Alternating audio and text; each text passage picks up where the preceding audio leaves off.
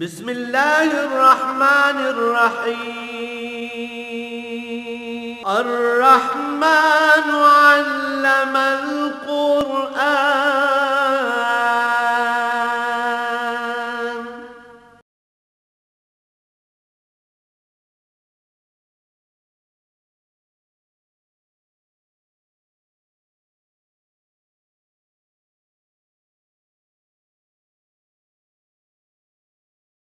الحمدللہ رب العالمین والصلاة والسلام علی حبیبہ محمد وآلہ وصحبہ اجمعین۔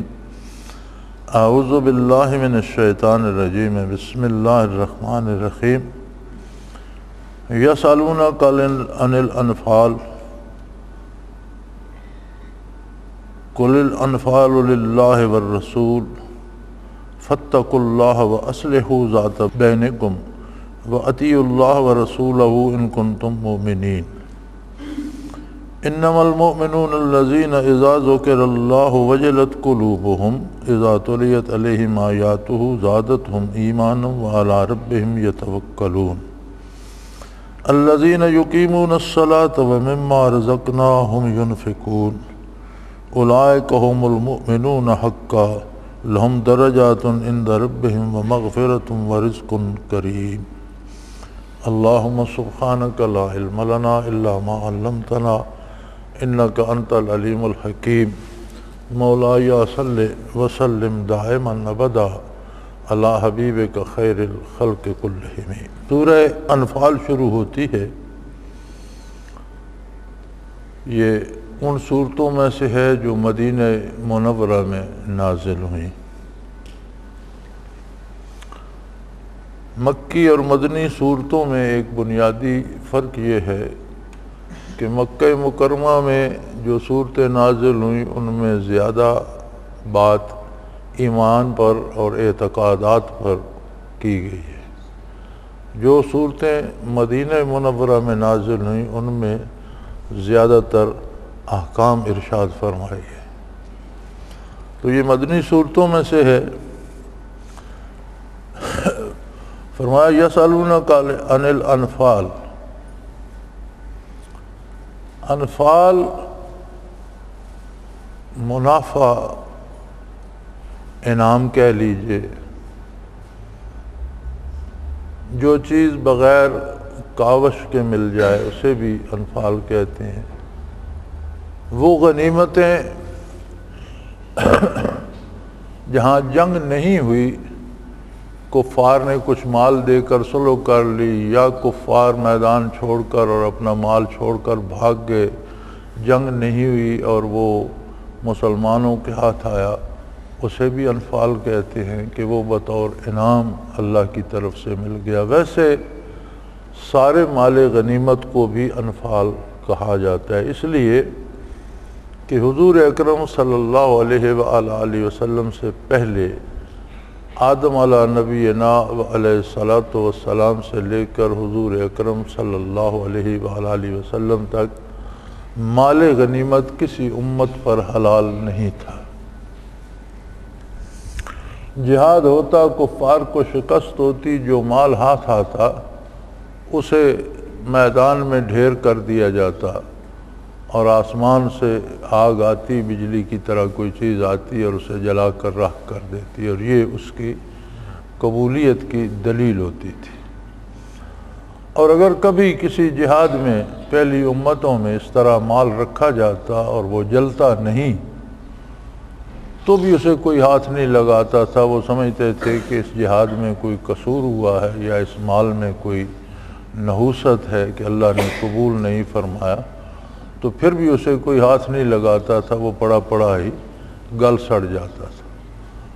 جہاں حضور اکرم صلی اللہ علیہ وسلم کے اور بہت سے فضائل ہیں، وہاں آپ کے فضائل میں یہ بھی ہے کہ آپ صلی اللہ علیہ وسلم کے طفیل آپ کی امت کے لیے غنیمتیں حلال کی گئیں، اور جو مال کفار کی شکست کے بعد ہاتھ آتا ہے اس کے مختلف طریقے بنائے گئے۔ بنیادی ایک اصول تو یہ تھا کہ 5واں حصہ بیت المال کو چلا جاتا، 4 حصے مجاہدین میں تقسیم ہو جاتے تھے۔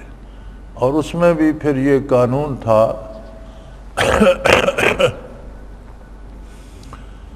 کہ پیادہ جو لڑ رہا ہے پیدل اس کو ایک حصہ ملتا، جو گھوڑے پر ہے یا سواری پر ہے تو اس کا اور اس کی سواری کا 2 حصے اسے عطا کیے جاتے۔ اور یہ پہلا مسئلہ پیدا ہوا معرکہ بدر میں، مشرکین کو عبرتناک شکست ہوئی، اور جو وہ مال و منال ساتھ اور اسلحہ اور گھوڑے اور اونٹ اور بے شمار چیزیں جو ان کے پاس تھیں وہ بطور غنیمت مسلمانوں کے ہاتھ لگیں۔ تو اب سوال یہ پیدا ہوا کہ اس غنیمت کا کیا کیا جائے؟ تو اللہ کریم نے اصول ارشاد فرما دیا، یسألونک عن الانفال، انفال کہتے ہیں انعام کو، اسی لیے آپ جو نماز زائد پڑھتے ہیں اسے نفل کہتے ہیں، قربانی جو آپ پر واجب ہے اس کے علاوہ دیتے ہیں تو نفل ہوتی ہے، فرض حج کسی نے کر لیا پھر کرتا ہے تو وہ نفل ہوتا ہے، اسی طرح زکوٰۃ دے دی پھر صدقہ مزید کرتا ہے تو وہ نفل کا معنی ہے انعام، کہ اسے بطور انعام یہ سعادت نصیب ہوئی کہ وہ اللہ کی راہ میں کام کر رہا ہے۔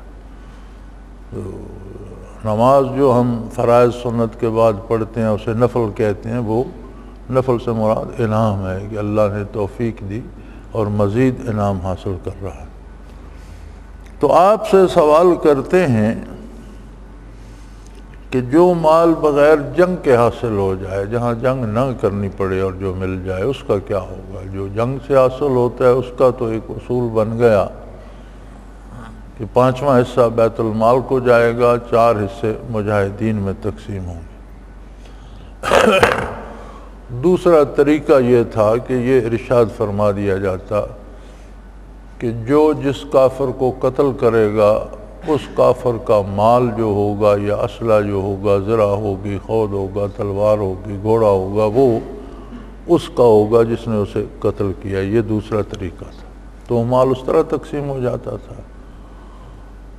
تیسرا طریقہ ایک یہ بھی تھا کہ جو 4 حصے مال مجاہدین میں تقسیم ہونا ہے اس میں کچھ لوگ ایسے ہوتے تھے جو مجاہدین کی خدمت پہ مامور ہوتے تھے، جو عملاً جنگ میں حصہ نہیں لیتے تھے، جیسے ایک عملہ زخمیوں کی مرہم پٹی کرنے پہ یا پانی پلانے پہ یا مجاہدین کا کھانا بنانے پہ یا گھروں میں ان کی گھروں کی نگرانی کرنے کے لیے کسی کی ڈیوٹی لگ جاتی تھی کہ تم محاذ پر آنے کے بجائے مجاہدین کے گھروں کی دیکھ بھال کرو گے یا ان کے بچوں کو سودا سرلا کر دو گے، تو وہ سارے اس جہاد میں شامل تصور کیے جاتے تھے اور ان کا حصہ بھی اس میں سے الگ کیا جاتا تھا، انہیں بھی دیا جاتا تھا۔ لیکن جو مال فے یعنی بغیر جنگ کے جو مال حاصل ہو جائے اس میں اور کسی کا کوئی حق نہیں ہوتا تھا۔ فرمایا قل الانفال للہ والرسول، یہ مال فے یا انفال جو ہے جو انعام کے طور پر ملا بغیر جنگ کے حاصل ہوا، اس میں کسی کا کوئی حق نہیں، یہ محض اللہ کا اپنا ہے اور اللہ عطا فرماتا ہے اپنے رسول صلی اللہ علیہ وآلہ وسلم کو۔ اب رسول اللہ صلی اللہ علیہ وسلم اسے کہاں خرچ کریں گے وہ بھی ارشاد فرما دیا۔ آگے دوسری جگہ ارشاد فرما دیا کہ وَلِذِي الْقُرْبَى وَالْيَتَامَى وَالْمَسَاكِينَ، تو اس طرح کے 5-6 اس کے جو مصرف تھے وہ بھی ارشاد فرما دیے گئے۔ فرمایا لیکن اصل بات جہاد سے غنیمت یا مال جمع کرنا نہیں ہے، جو غنیمت جنگ کر کے حاصل ہوتی ہے اس کے طریقے الگ مقرر ہو گئے، جو بغیر جنگ کے حاصل ہوتی ہے وہ حضور اکرم صلی اللہ علیہ وسلم کی ثوابدید پر چھوڑ دی گئی، اور آگے اس کے مستحقین مقرر کر دیے گئے، حضور کے قرابت دار جن کا خرچہ حضور برداشت فرماتے تھے، یا یتیم یا مساکین یا مسافر یا غرباء کو حضور اپنی پسند سے جس کو جتنا چاہیں عطا فرما دیں۔ تو یہ جتنے طریقے غنیمت کے بنیادی طور پر تو دو ہی تھے کہ ایک جنگ سے غنیمت آتی تھی، دوسری کفار بغیر جنگ کے بھاگ گئے، مال چھوڑ گئے، وہ بغیر جنگ کے غنیمت آ گئی، تو اس کے اصول مقرر کر دیے گئے، اور یہ غزوہ بدر میں چیزیں مقرر ہو گئیں۔ احد میں حضور اکرم صلی اللہ علیہ وسلم نے 50 جان بازوں کا ایک دستہ ایک درے پہ مقرر فرمایا تھا جو اسلامی لشکر کی پشت پر تھا۔ جب کفار کو شکست ہوئی اور وہ بھاگنے لگے اور مسلمان تعاقب کر رہے تھے اور ان کی غنیمتیں، ان کے خیمے، ان کا مال، ان کی چیزیں، دولت رہ گئی، تو ان جان بازوں نے جو درے پر مقرر تھے انہوں نے کہا کہ اب تو جنگ ختم ہو گئی، کفار کو شکست ہو گئی، وہ بھاگ رہے ہیں، تو ہم بھی ان کو مارنے میں، ان کو بھگانے میں حصہ لیں۔ جو وہاں امیر لشکر تھے انہوں نے فرمایا نہیں، ہمیں حکم ہے یہاں رہنے کا، ہم یہیں رہیں گے۔ تو ان کے ساتھ کل 6 آدمی اور 7 آدمی وہاں رہ گئے، باقی سارے لوگ نیچے اتر آئے، جسے حضرت خالد بن ولید رضی اللہ عنہ اس وقت احد میں کفار کی طرف سے لشکر کے ایک سردار کی حیثیت سے تھے، اوورال جو انچارج تھے وہ تو ابو سفیان تھے، لیکن یہ بھی جرنیل قسم کے اور سالار قسم کے تھے۔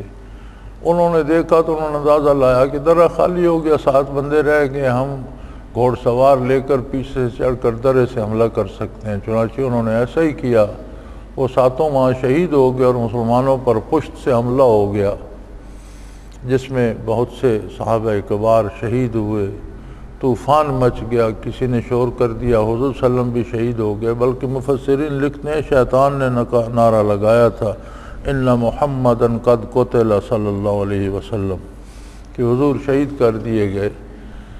تو بہت افراتفری مچی۔ تو بعض عہد حاضر کے علماء نے اس پہ لکھا ہے کہ وہ غنیمت کے لالچ میں بھاگ آئے۔ صحابہ کرام پر اس طرح سے طنز کرنا یہ درست نہیں ہے۔ غنیمت کا تو ایک اصول تھا، اس کے مطابق وہ وہیں رہتے تو انہیں اپنا حصہ مل جانا تھا۔ غنیمت لوٹنے کا تو مقصد ہی کوئی نہیں، زیادہ لوٹنے کی کیا ضرورت، کوئی غنیمت کا یہ تو نہیں تھا کہ کچھ زیادہ لوٹ لے وہ زیادہ لے جائے، تھوڑا لوٹ لے تھوڑا لے جائے۔ غنیمت تو ساری بارگاہ رسالت میں جمع ہونی تھی، اور ہر اس بندے کو اس کا حصہ ملنا تھا جو وہاں شریک تھا یا میدان میں نہیں تھا، کہیں بھی جہاد کی ڈیوٹی دے رہا تھا، اس کا بھی حصہ تھا۔ تو یہ غلط الزام ہے۔ ہاں وہ شوق شہادت میں اور شوق جہاد میں ان سے یہ غلطی ہوگی، اور انہوں نے یہ سمجھا، اجتہادی غلطی تھی، انہوں نے یہ سمجھا کہ اب جنگ ختم ہو گیا، اب ہماری ڈیوٹی کی کیا ضرورت ہے، مشرکین بھاگ رہے ہیں، تو تھوڑی دیر اگر وہ رک کے آتے۔ اس کے باوجود پھر بھی مسلمانوں نے کئی میل تک مشرکین مکہ کا تعاقب کیا اور انہیں بھجایا۔ اسی شور شرابے میں حضور اکرم کا رخ انور زخمی ہوا، خود مبارک کی کڑیاں چہرے انور میں دھس گئیں، دندان مبارک میں سے دانت مبارک شہید ہوا، خون مبارک گرا، زخمی ہوئے، اور ابھی تک جو غار موجود ہے مقام احد پر، اس میں حضور کو لے جایا گیا، مرہم پٹی کی گئی۔ تو یہ کہنا ہے کہ غنیمت کے لالچ میں اتر آئے تھے، یہ سراسر زیادتی ہے، اللہ معاف فرمائے۔ صحابہ کے حق میں زبان کو بہت محتاط رکھنا چاہیے کہ یہ قرآن کے مثالی مسلمان اور حضور صلی اللہ علیہ وسلم کے صحبت یافتہ ہیں۔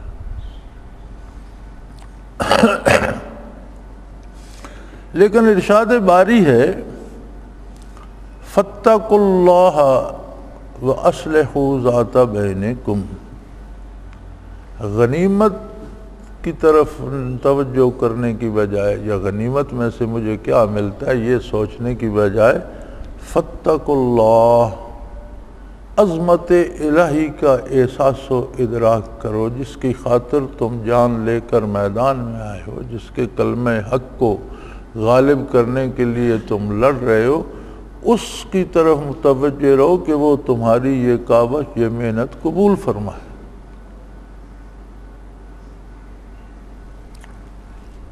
بعض اوقات صورتاً ایک چیز بھلی ہوتی ہے، نیک عمل ہوتا ہے، لیکن اگر بندے کی نیت درست نہ ہو تو وہ نیکی جو صورتاً ہوتی ہے حقیقتاً نیکی نہیں رہتی۔ غالباً جیسا مجھے یاد ہے، اگر میں بھول نہیں گیا تو غزوہ احد کی ہی ایک بات ہے۔ ایک نو مسلم بڑی بے جگری سے لڑ رہا تھا اور صحابہ کرام نے حضور کی توجہ اس طرف مبذول کرائی کہ دیکھیں یہ شخص کتنی بے جگری سے لڑ رہا ہے۔ تو حضور اکرم صلی اللہ علیہ وسلم نے فرمایا یہ جہنمی ہے۔ بڑے حیران ہوئی، جہاد کر رہا ہے حضور کی طرف سے اور بڑی بے جگری سے لڑ رہا ہے۔ کچھ دیر گزری تو اسے تیر لگا، زخمی ہو کر گر گیا، جان بر ہونے کی توقع نہیں تھی۔ تو اس نے وہی تیر نکالا یا اور تیر لیا، بہرحال اس نے زمین پہ تیر رکھ کے اوپر اپنا سینہ رکھ کے خود کو گرا دیا اور خودکشی کر کے مر گیا۔ تو صحابہ نے عرض کی یا رسول اللہ عجیب بات ہے، آپ نے فرمایا تو واقعی وہ شہادت تو نصیب نہیں، اس نے تو خودکشی کر لی۔ تو حضور نے فرمایا وہ اللہ کے لیے نہیں لڑ رہا تھا، وہ جو بے جگری سے لڑ رہا تھا تو اس کی نیت میں یہ تھا کہ میں فلاں قبیلے کا آدمی ہوں، ہم بڑے جنگجو ہیں، میرے قبیلے کا نام رہے کہ فلاں قبیلے کے لوگ بڑے لڑتے ہیں۔ وہ اللہ اور اللہ کے رسول کے لیے نہیں لڑ رہا تھا، اپنی شہرت کے لیے لڑ رہا تھا، اس لیے میں نے بتا دیا کہ یہ جہنمی ہے۔ بظاہر تو وہ جہاد میں شامل تھا، لیکن نیت دین کی مدد کرنا یا رسول اللہ کی غلامی یا اللہ کی رضا نہیں تھی، نیت اپنی شہرت تھی۔ اس طرح سے بعض لوگ بڑی عبادتیں، بڑی چلہ کشی، بڑی محنت کرتے ہیں، لیکن اغراض دنیاوی ہوتی ہیں، لوگ مجھے پارسا سمجھیں، لوگ میرے لیے پیسے لائیں، لوگ میری خدمت کریں، شہرت ہو جائے۔ تو جہاں خلوص نہیں ہوتا وہاں غضب الہی ہوتا ہے۔ تو فرمایا غنائم کا قصہ تو ہو گیا، اللہ نے طے کر دیا، احکام نافذ ہو گئے، اللہ کا رسول نافذ فرمائے گا، بات ختم ہو گئی۔ فاتقوا اللہ، تم اس بات کا احساس رکھو کہ تمہارا جو عمل ہے وہ رضائے الہی کے لیے ہو۔ تقویٰ کہتے ہیں اس کیفیت کو جس میں بات کرتے وقت، کام کرتے وقت یہ احساس دل میں ہو کہ اللہ میرے اس کام سے راضی ہو۔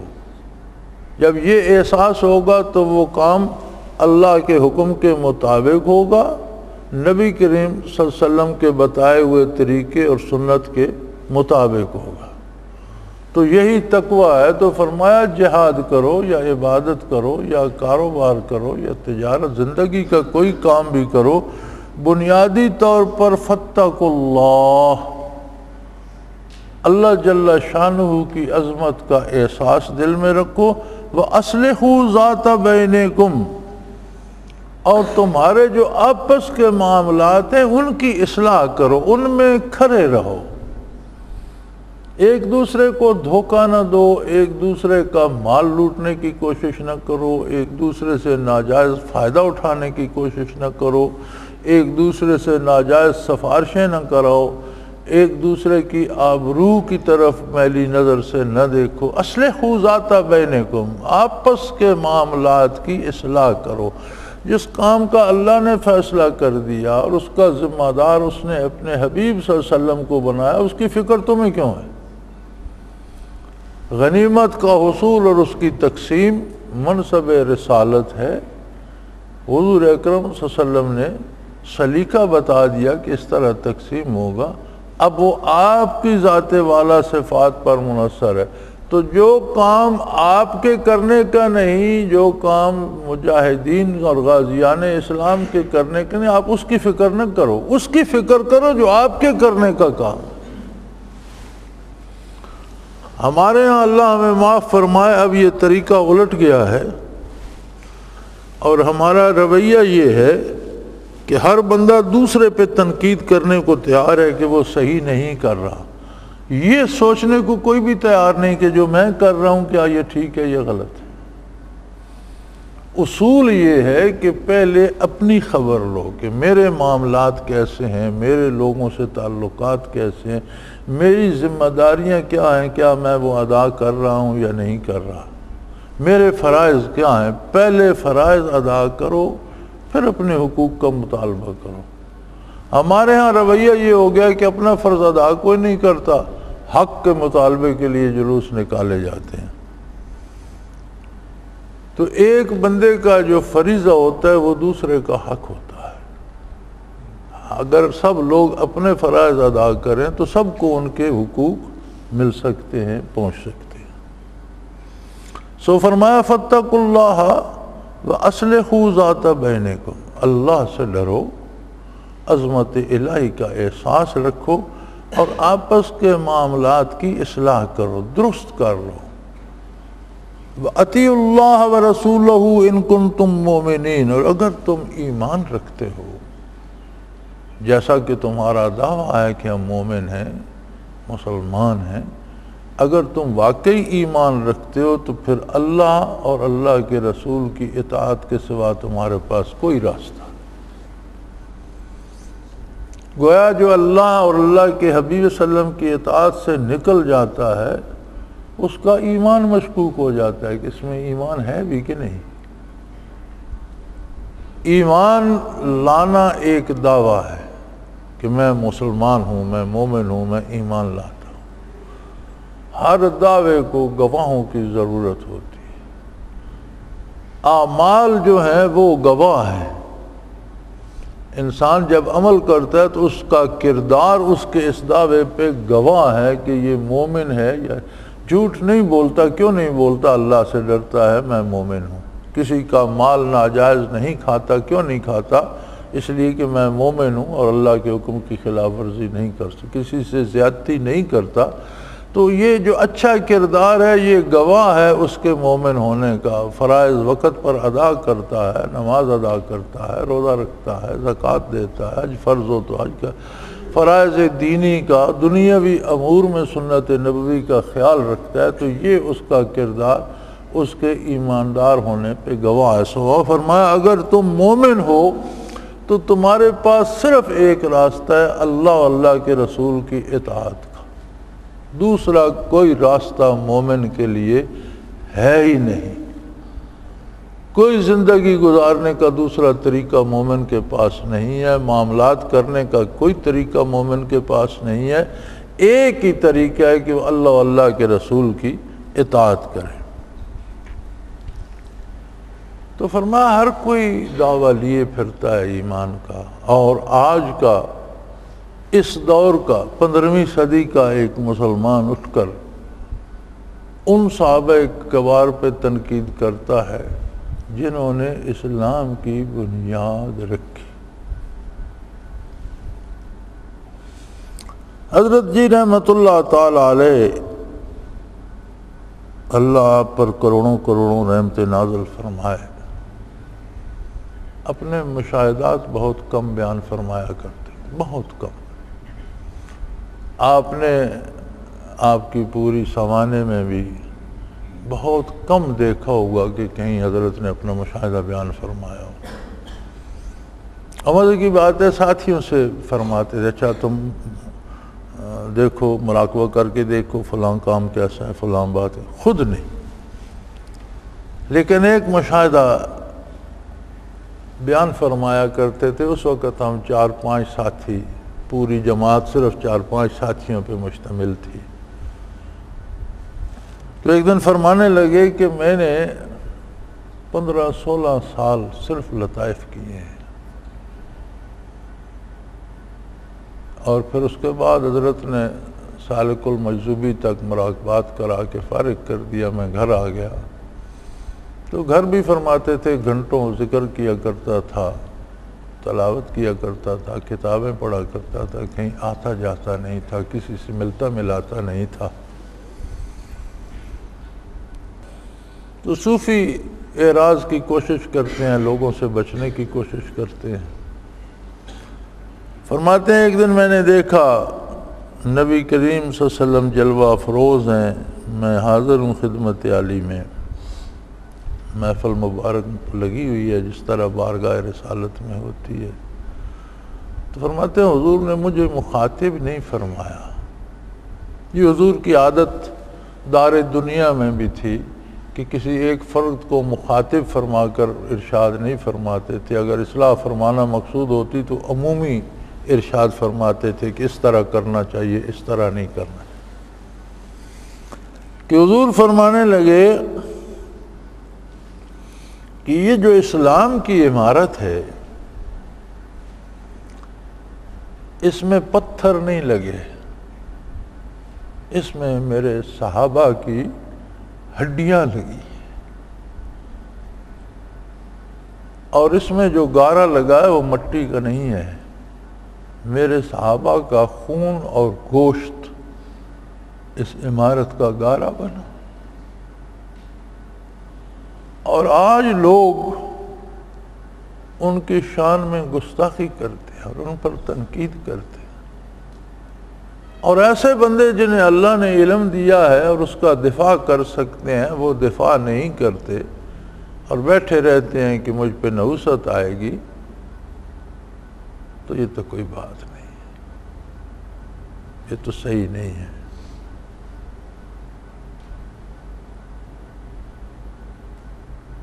حضرت فرماتے ہیں کہ مجھے بات کھٹک گئی کہ یہ تو مجھے فرمایا جا، میں دفاع کر سکتا ہوں، میں معترضین کو جواب دے سکتا ہوں، لیکن میں تو اپنی کیفیات بچانے کے لیے باہر نکلتا ہی نہیں۔ تب فرماتے ہیں میں نے میدان عمل میں قدم رکھا، بیان کرنا شروع کیا، پھر مناظرے کیے، پھر ساری عمر دفاع کرتے رہے عظمت صحابہ کا، کتابیں تصنیف کی، مناظرے کیے، مارکے ہوئے، قاتلانہ حملے ہوئے، بڑی ایک ایسی زندگی کہ آخری دم تک اس میدان میں مصروف عمل رہے۔ اور یہ تو بعد والے ساتھیوں کو بھی پتہ ہے کہ جب کبھی بیٹھتے تو یہی موضوع چلتا اور یہی باتیں ہوتی، کوئی بات ذاتی نہیں ہوتی تھی، کوئی اپنے منافع کی نہیں ہوتی، سارا یہی موضوع ہوتا تھا۔ تو یہ وہ عظیم لوگ ہیں جن کے طفیل آج ہم بھی مسلمان ہیں۔ تو ان کی شان میں زبان کھولنے سے پہلے سوچنا چاہیے 100 بار۔ سو اگر تم مومن ہو تو تمہارے پاس ایک ہی راستہ ہے، اللہ کی اطاعت، اور اللہ کی اطاعت کیا ہے؟ محمد الرسول اللہ صلی اللہ علیہ وسلم کی اطاعت۔ اور مومن کون ہے؟ ہر کوئی ترا باندھے پھرتا ہے میں مومن ہوں۔ اللہ فرماتا ہے میرے مومن بندے وہ ہیں یقیناً، انما المومنون، یقیناً پکی بات یہ ہے مومن وہ ہیں الذین اذا ذکر اللہ وجلت قلوبہم، وہ لوگ جن کے پاس اللہ کا ذکر کیا جائے تو ان کے دل عظمت الہی کے سامنے بچھ جاتے۔ وجلت قلوبہم، اس کا لفظی معنی تو ہے کہ ان کے دل ڈر جاتے ہیں، لیکن یہ وہ ڈر نہیں ہے جو چور کا ڈر ہوتا ہے یا کسی موذی جانور کا ڈر ہوتا ہے یا ڈاکو کا ڈر ہوتا ہے یا دشمن کا، یہ ڈر مراد نہیں ہے۔ اس ڈر سے وہ کیفیت مراد ہے جو کسی بہت بڑی ہستی کے سامنے آپ اچانک آ جائیں،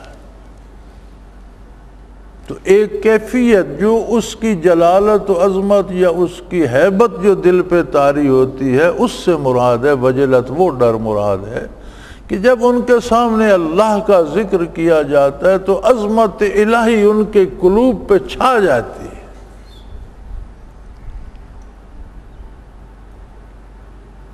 یار بات عجیب ہے، سنتے تو کان ہیں اور کان تو کافروں کو بھی سنتے تھے، حضور کے ارشادات بھی سنتے تھے، ان پر تو کچھ نہیں گزرتا تھا، اس لیے کہ ان کے دل مردہ تھے۔ مومن زندہ دل ہوتا ہے، مومن کے صرف کان نہیں سنتے، اس کا دل بھی سن رہا ہوتا ہے۔ ذکر الہی کی بات ہوتی ہے، اللہ کا ذکر آتا ہے، اللہ کی ذات اور صفات کی بیان ہوتی ہے، کی بات ہوتی ہے، تو وجلت قلوبہم، تو ان کے دل عظمت و جلالت الہی سے بھر جاتے ہیں، سہم جاتے ہیں۔ وَإِذَا تُلِيَتْ عَلَيْهِمْ آيَاتُهُ زَادَتْهُمْ ایمانا، اور جب ان کے سامنے اللہ کی آیات پڑھی جاتی ہیں تو ان کا ایمان بڑھتا ہے، زیادہ ہوتا ہے۔ ایمان نام ہے ایک کیفیت کا جسے آپ اردو میں یقین کہہ سکتے ہیں، اعتبار کہہ سکتے ہیں۔ تو وہ جو یقین کی کیفیت ہے اس میں مزید ترقی ہوتی ہے۔ وَعَلَىٰ رَبِّهِمْ يَتَوَكَّلُونَ، اور سب کچھ وہی کرتے ہیں جو دوسرے لوگ کرتے ہیں، کھانا کھاتے ہیں، لباس پہنتے ہیں، مکان بناتے ہیں، بچے پالتے ہیں، ملازمت کرتے ہیں، تجارت کرتے ہیں، کاروبار کرتے ہیں، مزدوری کرتے ہیں، زراعت کرتے ہیں، صلح، جنگ، دوستی، دشمنی، سارے معاملات ہوتے ہیں، لیکن ہر کام کے جائز اسباب اختیار کرتے ہیں اور بھروسہ اللہ پر رکھتے ہیں۔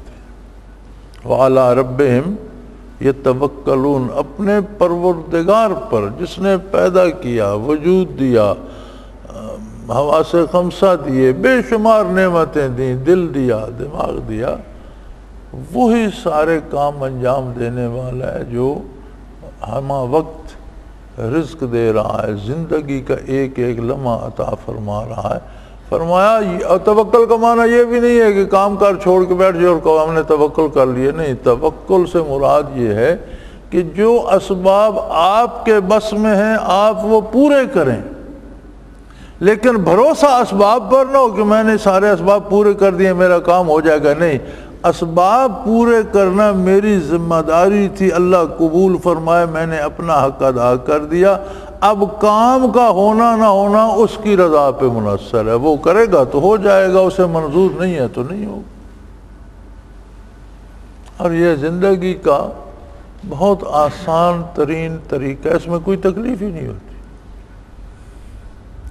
بندہ پیسہ لگاتا ہے، انویسٹمنٹ کرتا ہے، اس سے مجھے اتنا منافع آئے گا، اس کی بجائے تھوڑا سا نقصان آ جاتا ہے، اپنی طرف سے اس نے کوئی کمی نہیں کی، محنت میں بھی، کاروباری اصولوں میں بھی، پھر اگر نقصان ہو جاتا ہے تو وہ کہتے ہیں میرے رب کو یہی منظور تھا، میرے لیے یہی بہتر تھا، اسے تکلیف نہیں ہوتی۔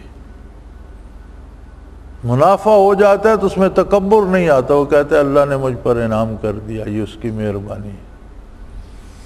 تو فرمایا مومن وہ ہے، یقیناً ایمان والے وہ لوگ ہیں جن کے سامنے اللہ کا ذکر کیا جائے تو ان کے دل سہم جاتے ہیں، اللہ کی عظمت الہی سے بھر جاتے ہیں، اور جب ان پر آیات مبارکہ پڑھی جائیں تو ان کے یقین و ایمان میں زیادتی ہوتی ہے اور زندگی کے سارے امور میں اللہ پہ بھروسہ رکھتے ہیں۔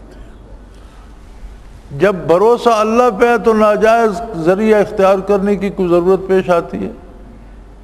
کسی بھی کام میں اگر یہ ایمان نصیب ہو جائے کہ اللہ نے کرنا ہے تو ہونا ہے، اللہ نہیں کرے گا تو نہیں ہوگا، تو پھر آدمی جائز وسائل اختیار کرتا ہے۔ اللہ پہ بھروسہ نہ ہو تو پھر ناجائز ذرائع اختیار، جھوٹ بولتا ہے، رشوت دیتا ہے، سفارش کراتا ہے، یہ کام ضرور ہو جائے۔ لیکن اللہ پہ بھروسہ ہو تو جائز ذرائع استعمال کرتا ہے اور ناجائز کی طرف نہیں جاتا۔ توکل کا معنی یہ ہے کہ جائز اور حلال طریقے سے ہر کام زندگی کا کیا جائے اور نتائج کا بھروسہ اللہ پہ رکھا جائے۔ اگلا وصف مومنین کا کیا؟ الذین یقیمون الصلاۃ ومما رزقناہم ینفقون، وہ لوگ اللہ کی عبادت کو اور نماز کو قائم رکھتے ہیں۔ نماز ادا کرنا ایک بات ہے، نماز کو قائم کرنا دوسری بات ہے۔ قائم کرنے سے مراد یہ ہے کہ خود بھی ادا کرتے ہیں اس کے پورے لوازمات کے ساتھ، وقت کے ساتھ، لباس کی پاکیزگی طہارت کے ساتھ، خشوع و خضوع کے ساتھ، اور پھر دوسروں کو ارد گرد جو لوگ ہیں ان کو بھی تلقین کرتے ہیں، نماز کے قائم کرنے کا سبب بنتے ہیں۔ اور ہم نے جو نعمتیں انہیں دی ہیں انہیں نیکی پہ خرچ کرتے ہیں۔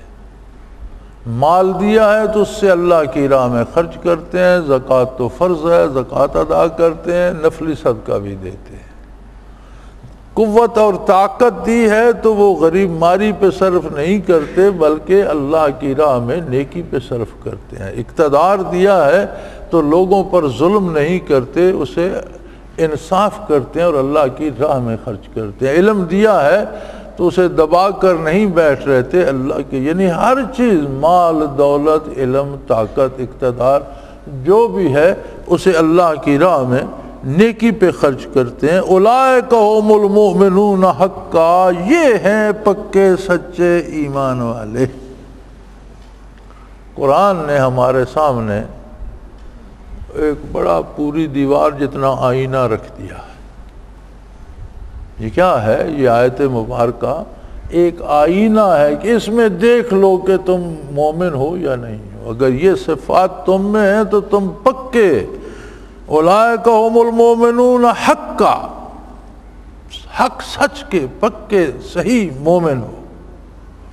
اور اگر یہ صفات ان میں جتنی کمی ہے اتنے تمہارے مومن ہونے میں کمی ہے۔ اگر یہ صفات تم سے چھوٹ ہی گئی ہیں تو پھر شاید ایمان بھی بچا ہے یا نہیں۔